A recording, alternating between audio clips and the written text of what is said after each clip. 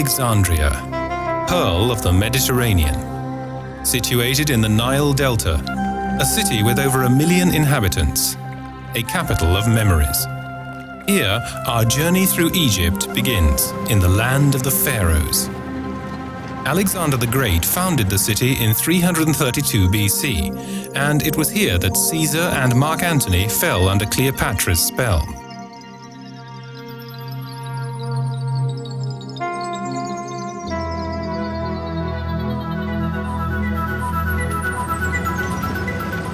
At the beginning of the 19th century, the city flourished again under Muhammad Ali. But only memories remain of this ancient wonder of the world, the Pharos Lighthouse, and the colossal library with 1 million books.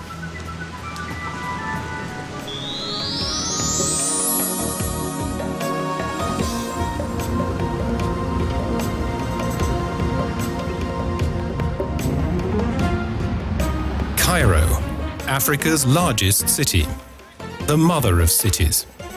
Dust, dirt, noise, chaos, all part of the daily routine. But Cairo is also a city which uniquely evokes many thousands of years of history. This city is the heart of the Arab world. Pulsating life, loud and hectic, day and night. Cairo, city on the Nile. Multicultural melting pot. Modern metropolis.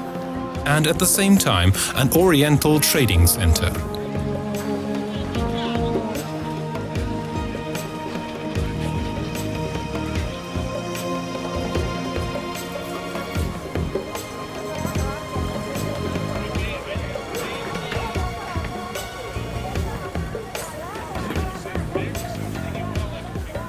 Constant traffic chaos leaves the visitor bemused.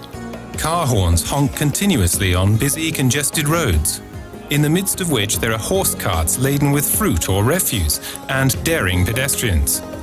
And also herds of goats led through traffic-laden streets. Luxurious hotels next to slum areas. Expensive Western boutiques next to souks, hundreds of years old.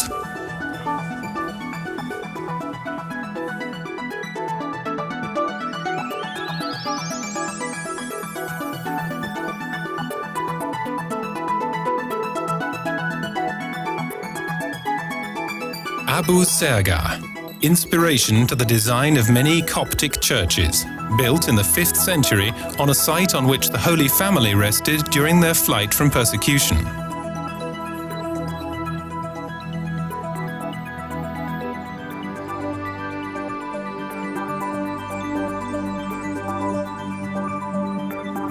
At the heart of the modern city centre, the world-famous museum is home to the most extensive collection of Egyptian antiquities.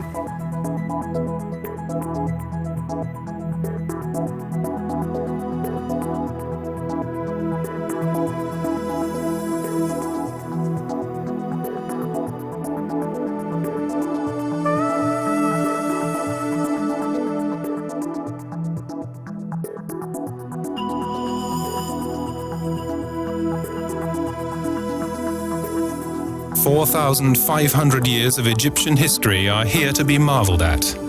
The Golden Mask and Tomb of Tutankamun, and, in a specially air-conditioned hall, a collection of mummies.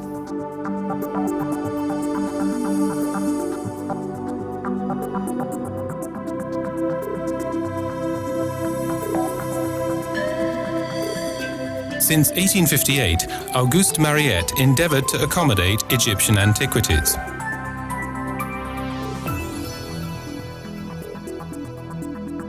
Built on the ruins of Cairo's Crusader castle, Sultan Muhammad Ali had the Alabaster Mosque named after him.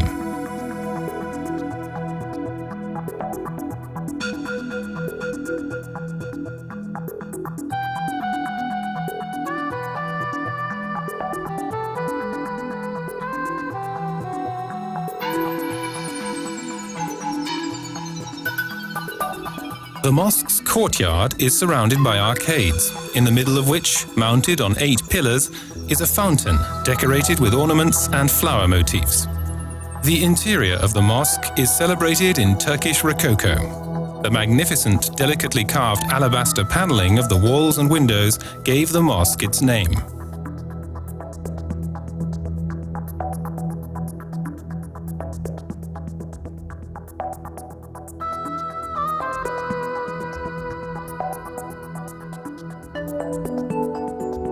The city of 1,000 minarets, with more than 500 mosques, has hardly changed in its Islamic beauty.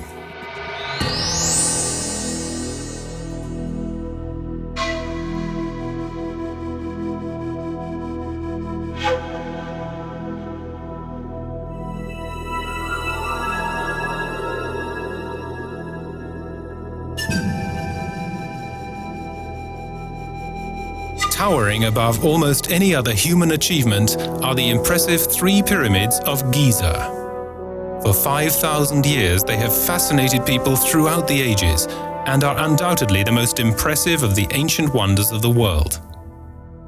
These mountains of human creation are also remarkable for the exactness of their construction. With perfect precision, their sides point towards the heavens.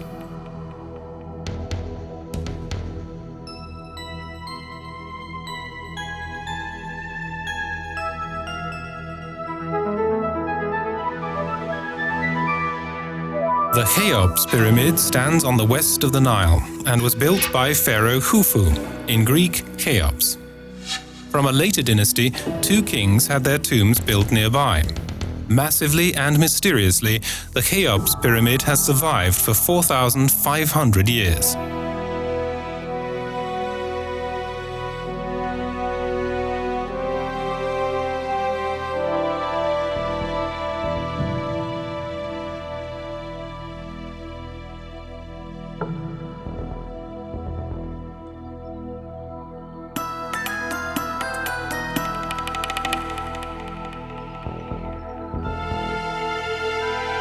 Respect for this, the world's largest individual construction, is well justified.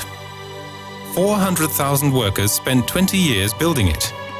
The pyramid weighs 6 million tons, as much as all the cathedrals in Europe put together, and spans an area of 53,000 square meters, the height of a 50-story skyscraper.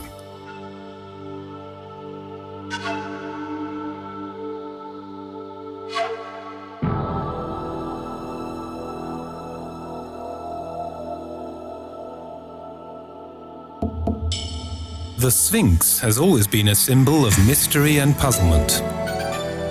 Pharaoh Khafre permitted this lion's head, said to be his face, to be chiseled out of hard limestone rock. Later, a lion's body was added. It is likely that the Sphinx guarded the city of the dead, which lies behind it.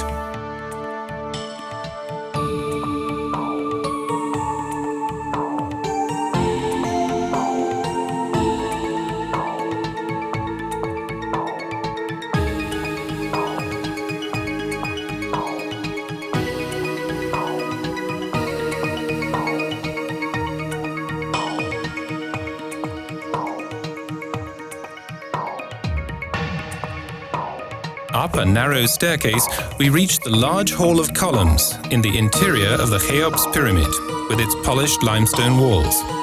Then the anteroom, and finally, the burial chamber.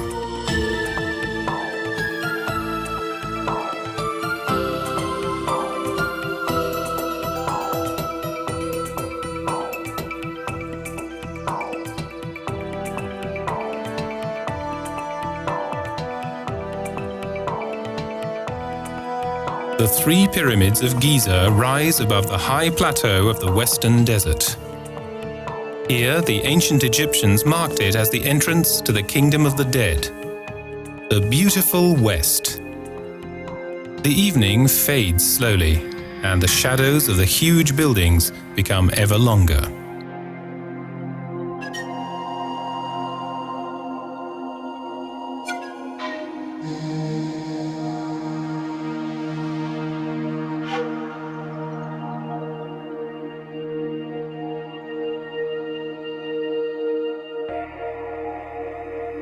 It remains a mystery that the sarcophagi in the burial chambers of all 3 pyramids were found to be empty.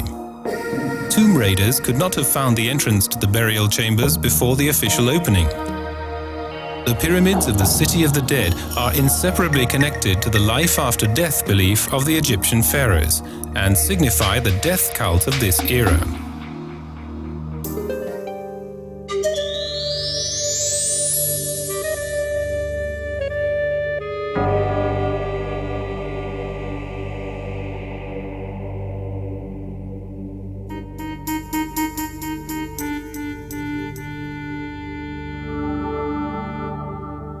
King Menes founded Memphis in around 3000 BC, capital city, king's residence, and main harbour of the ancient kingdom, on the border between Upper and Lower Egypt.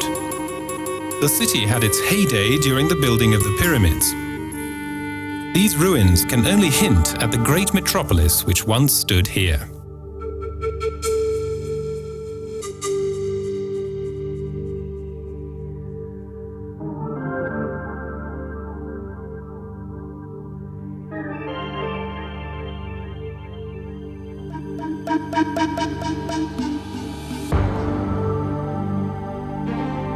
The large alabaster Sphinx can still be admired.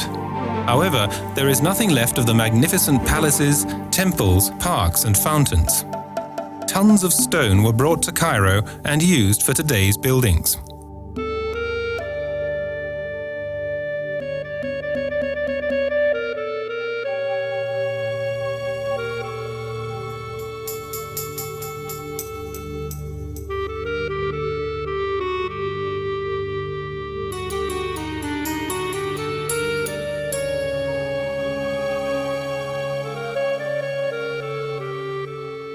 Also, several royal colossal figures and the remains of the great Ptah Temple can still be seen today.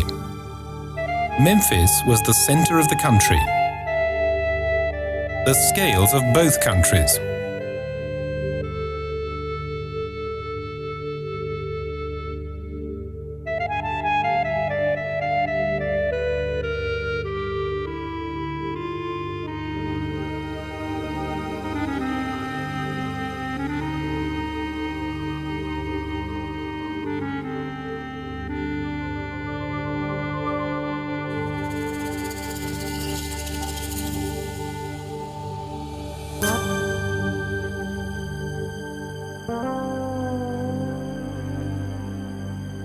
The writing of the ancient Egyptians has fascinated people to this day.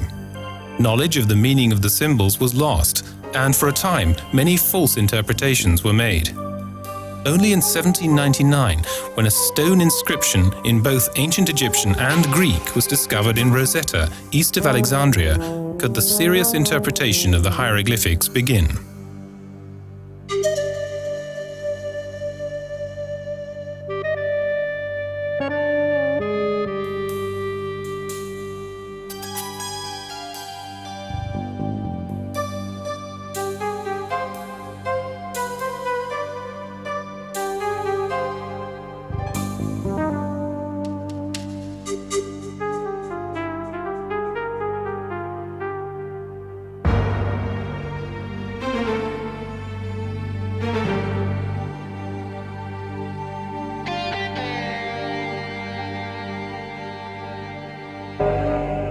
Saqqara. The City of the Dead lay by the gates of the town of Memphis, on the edge of the Western Desert. During the heyday of the Old Kingdom, the stepped pyramids of King Djoser were built, the first stone-built monuments in the history of mankind.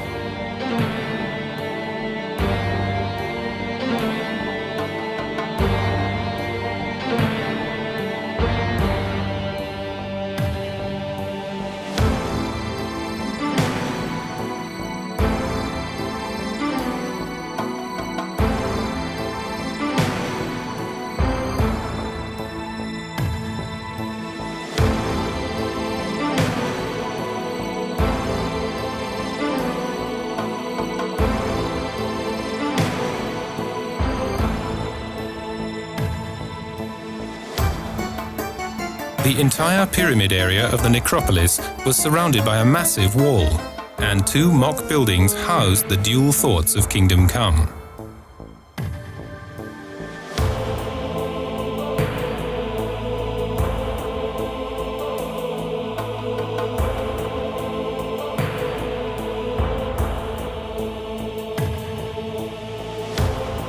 Around the royal grave areas, there are further small pyramids and buildings for civil servants and courtiers. The sacred stone buildings guaranteed life in the hereafter.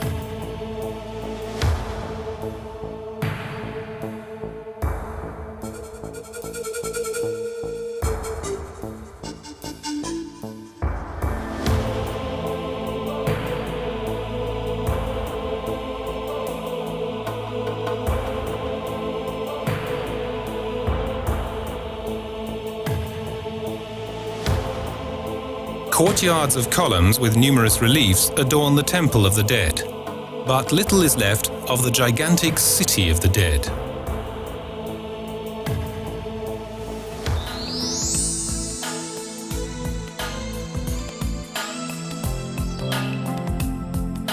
Luxor, capital city of the Pharaohs. Ramses, Tutankamun, Sethos, Amenephis, Tutmosis and Hatshepsut bequeath an inheritance of monumental architecture. Luxor has a long history as a tourist attraction. From here, the Nile cruises begin, and nowhere else are taxi and carriage drivers, traders and souvenir sellers so persistent.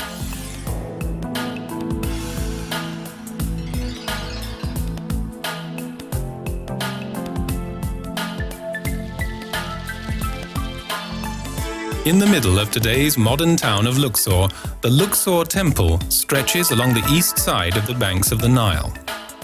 Pharaoh Ramses II had further courtyards built, such as at the main entrance, where two colossal granite statues which represent the great pharaoh stand at the gateways to the yards.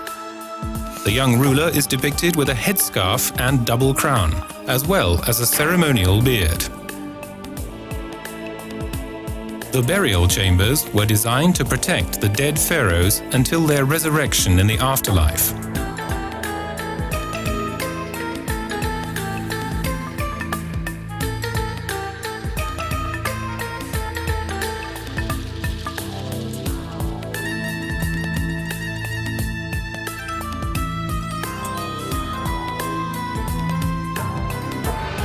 The Turkish armed forces conquered this kingdom in the 16th century and left their mark of Islam on the old Egyptian era in the form of its mosques and prayer towers.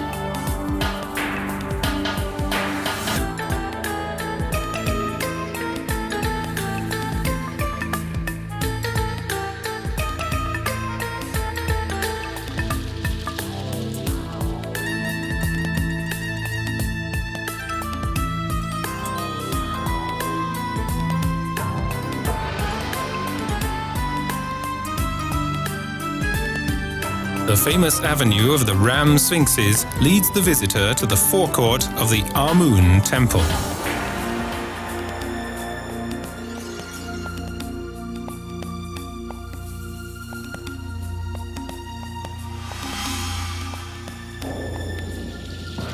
With the disappearing light of the setting sun, the scenery of the temple area changes. Extraordinary light effects turn the statues of the gods and pharaohs into a fairy tale illusion of light and dark. The mystical Egyptians hold everyone under their mysterious spell.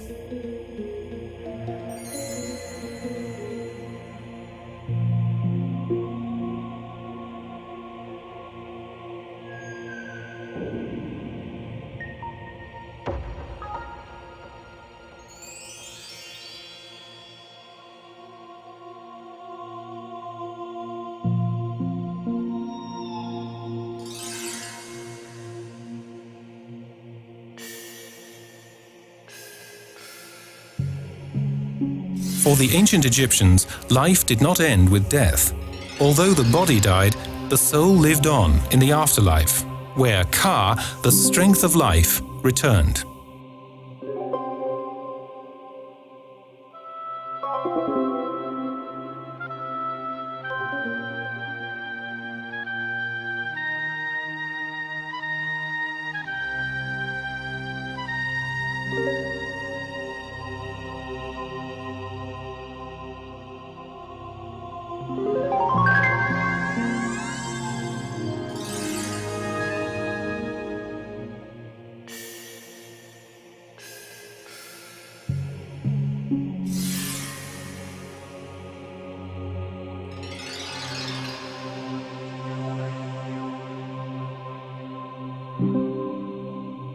At the sight of these spellbinding impressions, our thoughts travel to the past.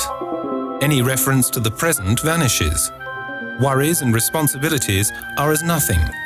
Modern life and the cares of the world disappear.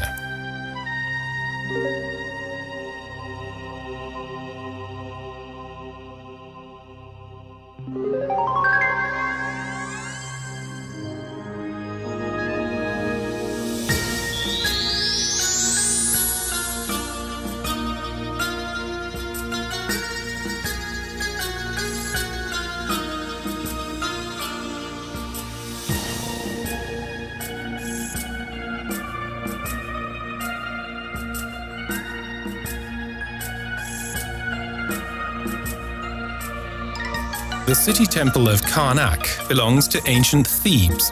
In order to impress the conquered nation, the pharaohs built magnificent temples and palaces of colossal dimensions.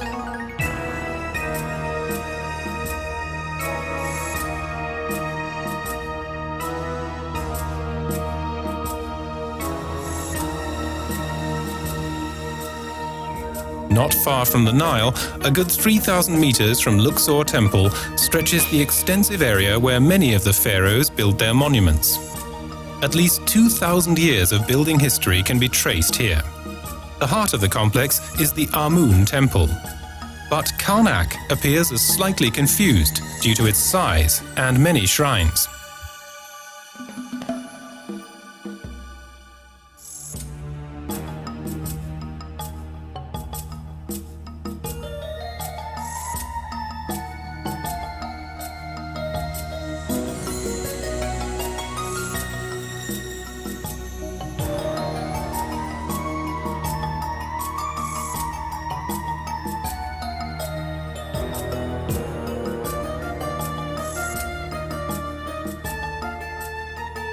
This temple city is renowned for its forest of columns. 134 columns with papyrus flower chapters and hieroglyphic inscriptions to the right and left of the middle walkway.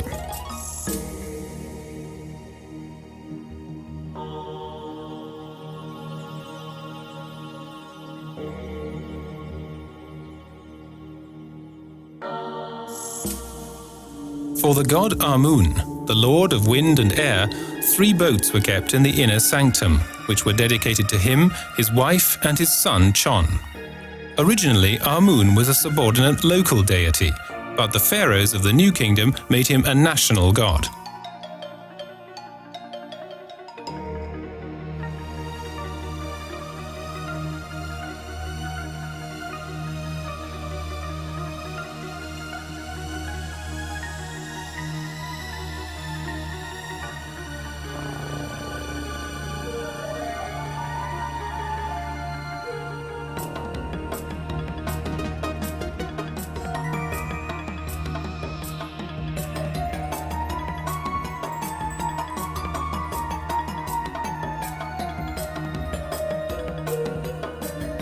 At the beginning of the new rule, Amun's small temple was made larger by Thutmose I, and his successors extended it.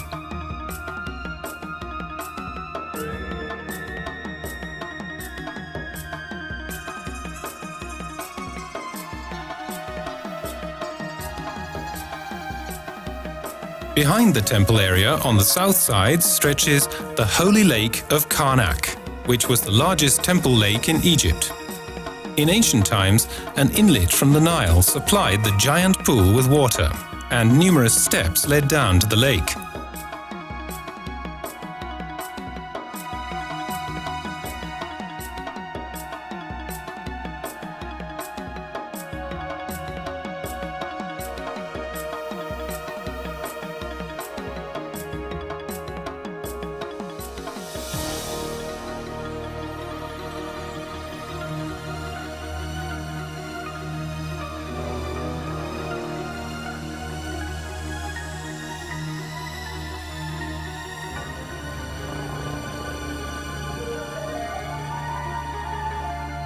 Blossoming gardens once surrounded each temple in the area. However, they have long since disappeared. Here remain the huge avenues of Sphinx roads, halls of columns, obelisks, colossal statues, and individual temples.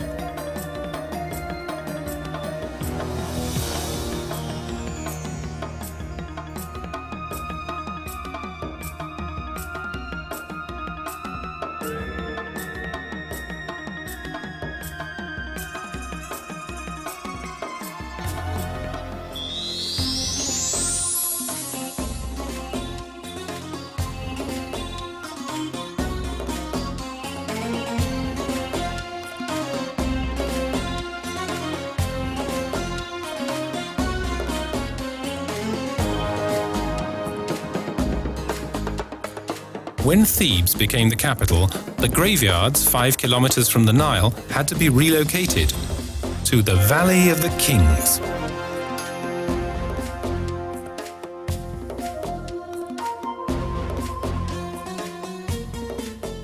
To the south of Thebes is the Valley of the Queens. A separate burial place was built for the rulers, princes, and princesses of the new kingdom.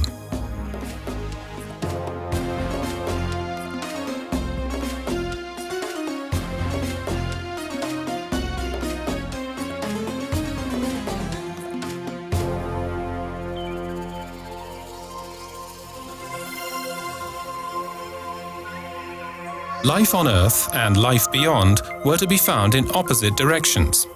In the east, the living. In the beautiful west, the dead. And so Luxor, on the east bank of the Nile, was the world of the living, whereas in Thebes, on the west bank, the pharaohs took to the kingdom of the dead. Ramses II had his temple built here.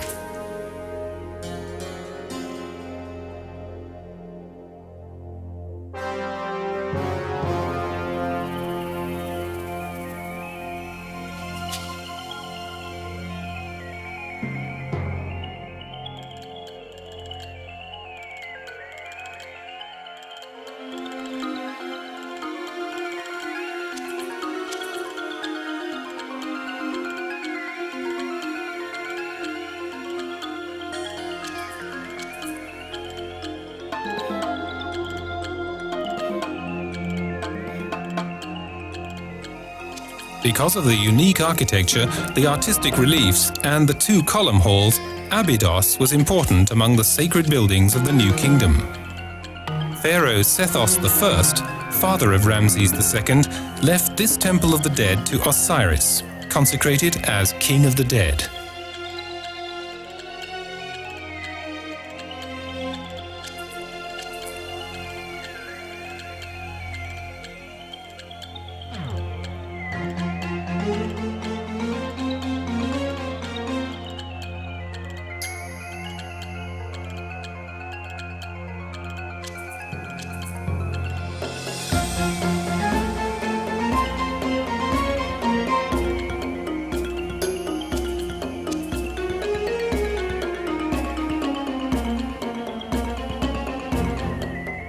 Medinat Habu, the Temple of the Dead of Ramses III, lies further south.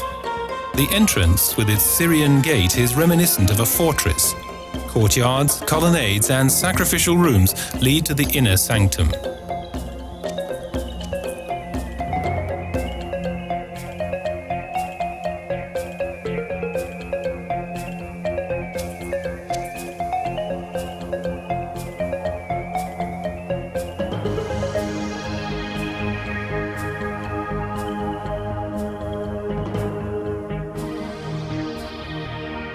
Magnificent wall paintings reveal the world of the pharaohs. With great artistic flair, scenes of their lives and their gods are also displayed in the inner sanctum. Hunting scenes were a favorite, as depicted here by the bull hunt, a scene which fires the imagination.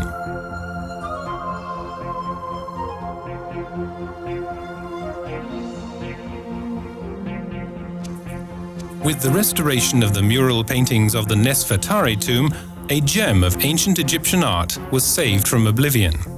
Sad to say, this tomb was also robbed, thus only the enclosure remains.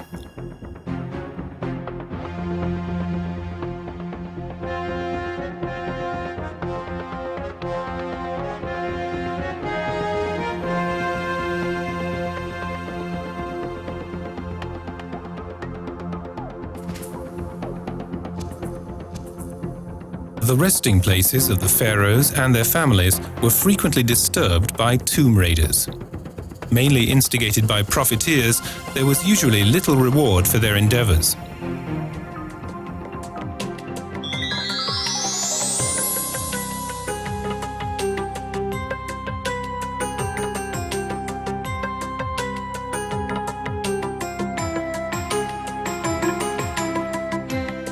"67 kilometers from Luxor, on the western bank of the Nile, lies the Temple of Dendera, the most important place of worship for the love goddess Hathor, whose heavenly appearance was portrayed with the body of a cow.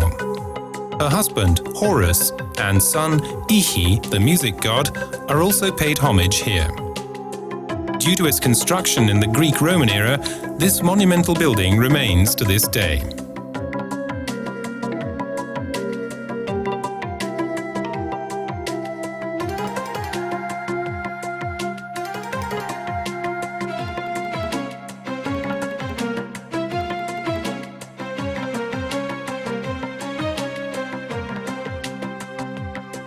The buildings of the Greek-Roman era portrayed the original idea of the temple as being a reflection of the cosmos.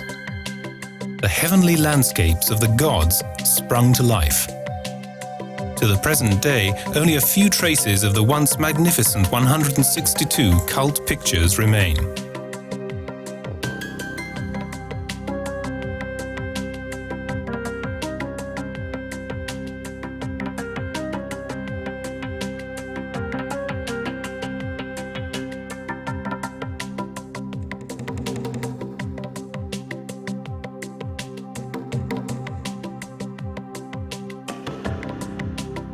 The main patrons who returned to the ancient style of temples were Roman emperors, Domitian, Nerva, and Trajan.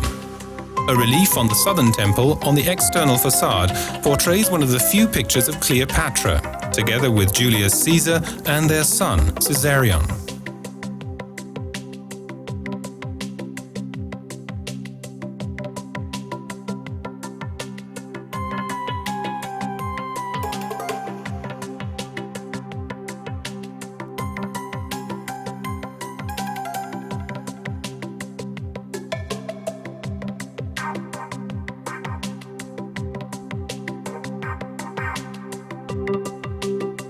Worship of the gods, the king, and the dead was undoubtedly part of daily life in ancient Egypt. To be in contact with the gods was, however, only permitted to the pharaohs. And so the pharaohs were always represented in sacrificial rituals. But in reality, the priests of the shrines carried out different ceremonies of worship.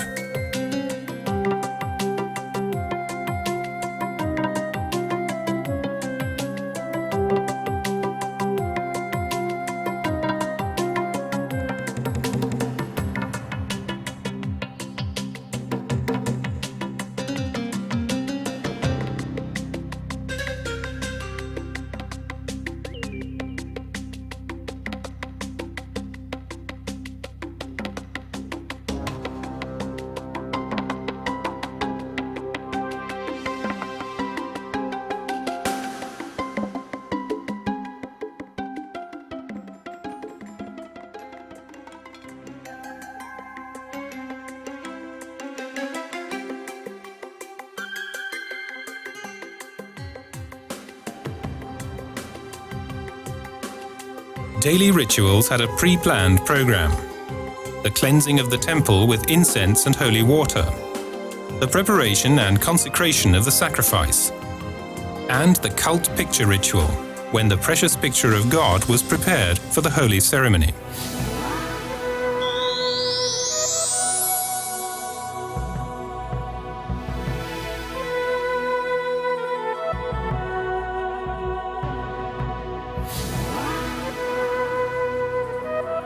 Halfway between Luxor and Aswan, on the west bank of the Nile, lies the Temple of Horus in Edfu.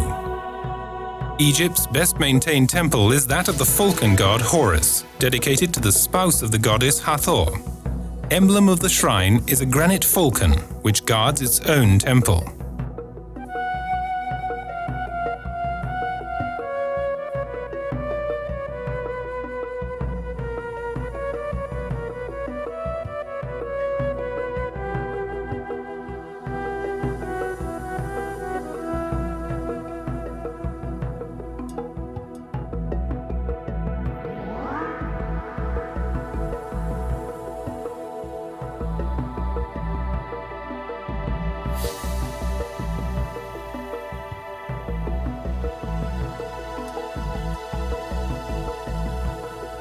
Many reliefs symbolize the Osiris myth, in that Horus, as son of Osiris, successfully fought against his uncle Seth, his father's murderer.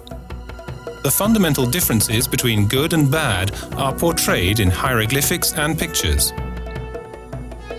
Successful revenge secured Horus the claim to rule over an orderly world.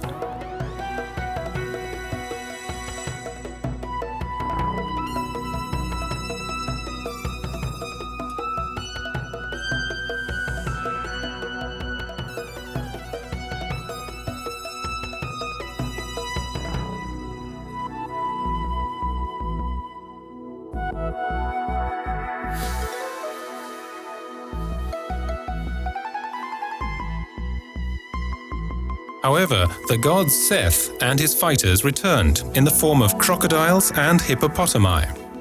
Nobody knows whether the legend depicts a slaughter in the pre-dynasty era or simply portrays the fear of the Edfu population, a fear of life-threatening crocodiles and hippos.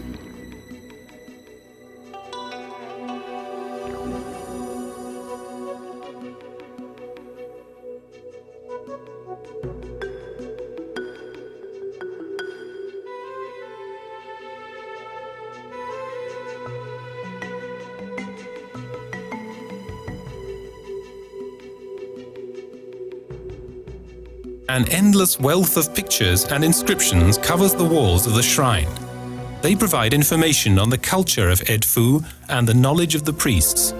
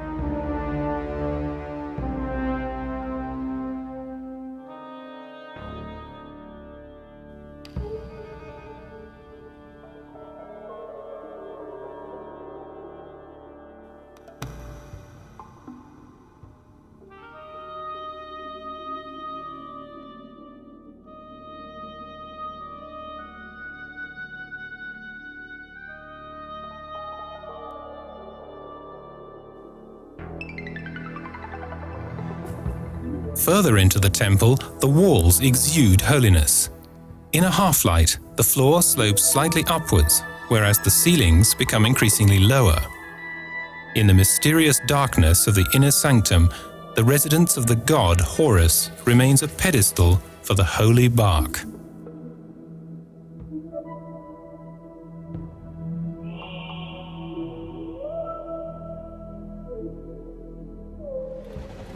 In the peace and seclusion of this temple, it is difficult to believe that the Temple of Edfu is located in the middle of a modern, noisy and lively town.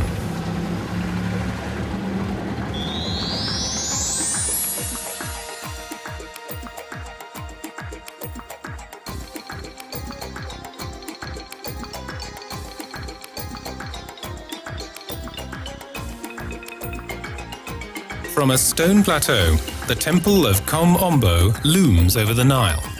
Most of the temple was obscured until 1893, when the sand was cleared. The large hall of columns is the most well-preserved part of the complex.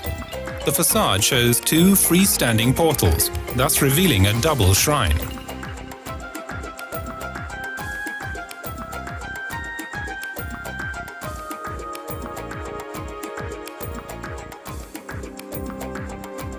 Kom Ombo owed its economic success to the trade which took place between the Red Sea and the Nile Delta. Among the most important trading commodities were African elephants, which were used as working animals in the army of Ptolemy. The picturesque temple situated on the hill was dedicated to the gods Sobek and Haroeris.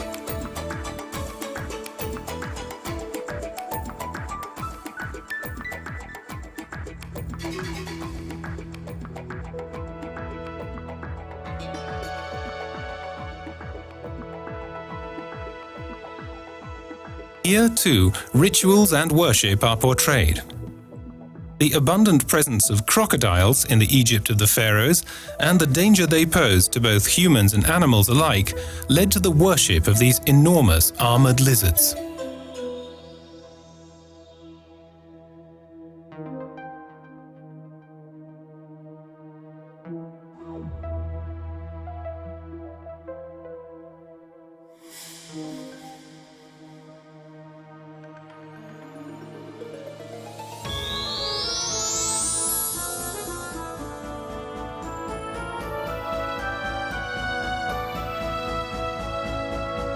Aswan has retained the atmosphere of its past. In pharaonic times, this was a trading center for caravans from darkest Africa. The goods on offer in the bazaar-filled streets still denote this today.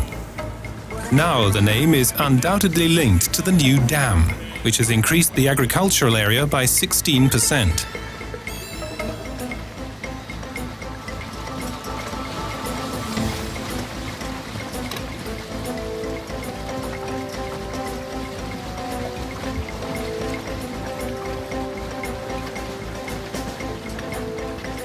The landscape of the Nile at Aswan appears to the observer like a painting. Here, time appears to have stood still. But when the call of the muezzin echoes across the water, the idyll changes to an oriental fairy tale full of lively activity. British colonials had a keen eye for beauty when they chose Aswan as their winter health resort.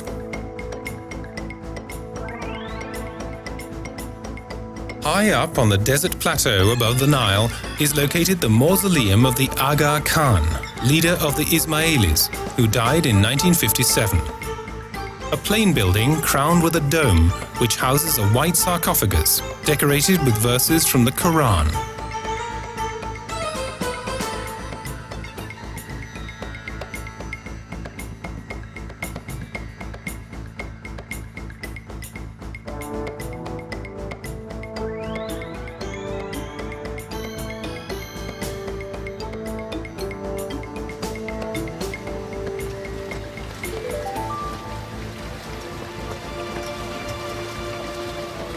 In feluccas, traditional sailing boats with white sails, visitors travel from Aswan on the Nile to the island of Elephantine, where the earliest Egyptian settlements were discovered.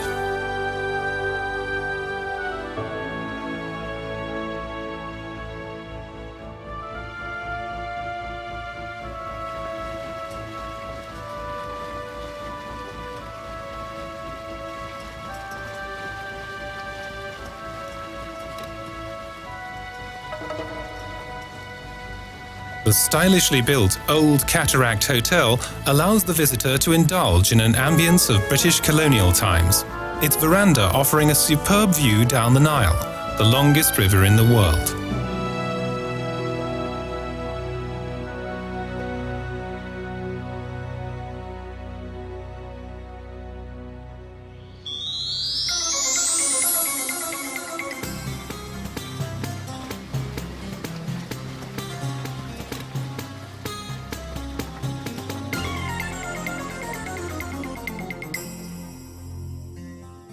The mass of water contained by the Aswan Dam flooded large areas. 60,000 Nubians and Sudanese had to be relocated, and numerous ancient monuments became covered by water. The most important monuments were preserved by UNESCO. With the creation of the dam, the beautiful island of Philae disappeared forever, but its temple was divided into segments and rebuilt on the higher-lying neighboring island of Agilika.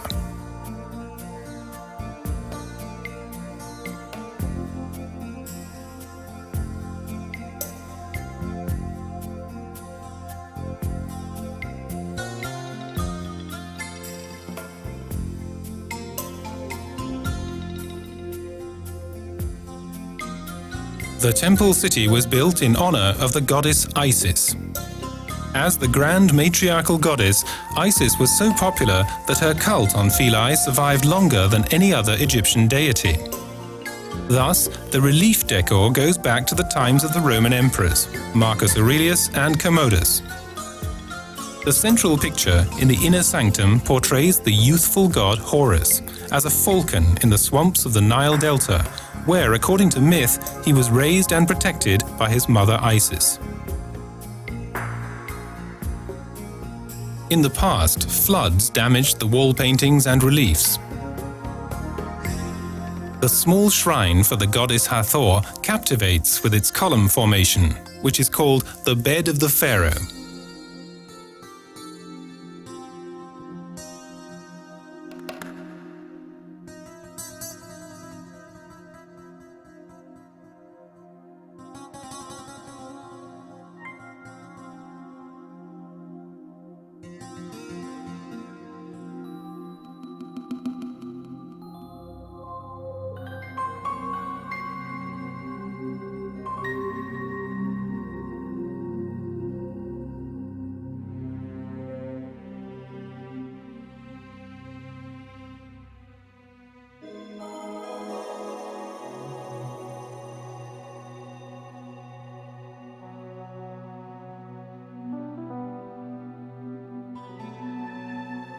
The so-called Nilometer was a measuring system for the River Nile. When the annual floodwaters came, the water measures produced reliable data. Depending upon the measuring results, agricultural work was organized and taxes estimated.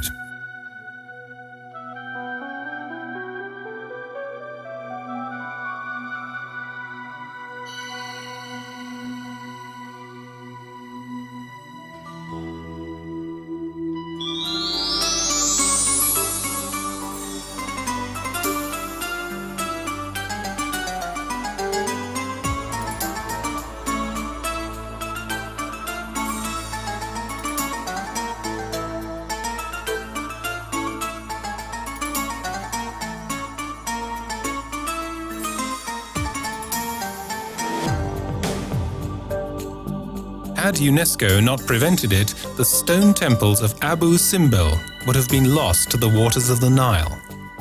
Built for Ramses II, these temples and statues were carved out of stone, sawn into transportable blocks, and erected close by at a new location.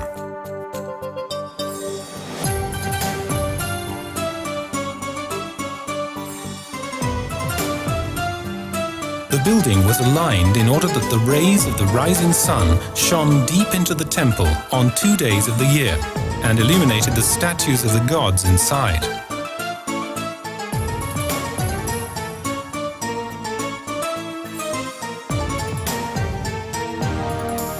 No other event made its mark during the rule of Ramses II than the Battle of Kadesh, fought against the Hittites. Ramses had all the large shrines in the country portrayed with the battle procession.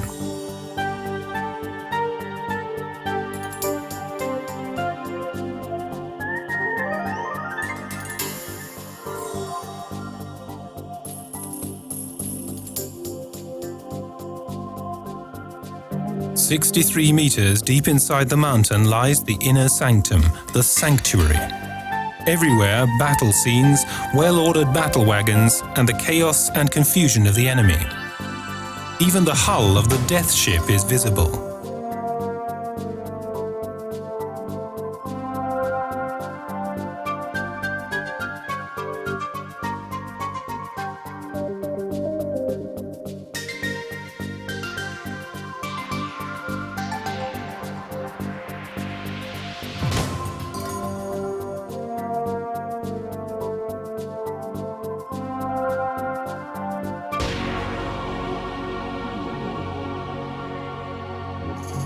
Six 10-meter-high colossal statues of the ruler and his wife guard the entrance to the nearby temple, which was dedicated to the goddess Hathor.